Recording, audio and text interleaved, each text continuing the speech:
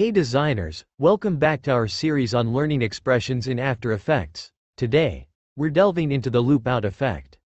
This transparent PNG ball will be our subject for applying this effect. Let's start by selecting the property we want to animate. We'll choose the position property, so press P, and click on the stopwatch icon to set a keyframe. Now, let's create a simple animation.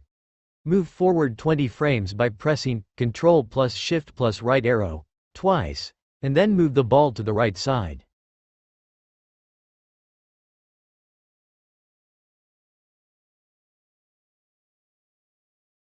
Next, select both keyframes and press F9 to apply easy ease to them for smoother motion.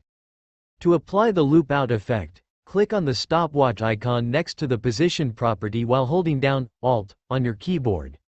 In the expression field, type loop out, then parentheses, and inside parentheses write quotation marks. Now, let's explore the different types of loop out effects. First up, let's try the continue effect. As you can see, the motion remains continuous throughout the animation.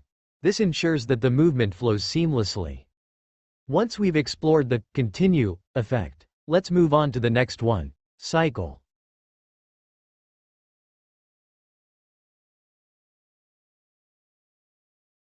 With the cycle effect applied, you'll notice that the animation repeats indefinitely.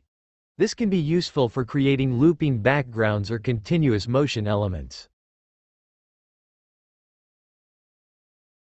Now, let's try out the offset effect.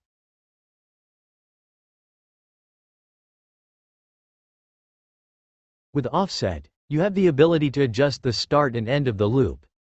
This allows for more control over the timing and duration of the animation. Lastly, let's check out the ping-pong effect.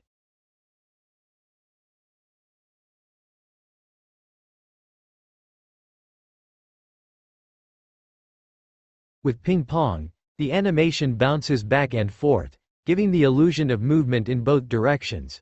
And that's a wrap for today's tutorial on the loop out effect in After Effects.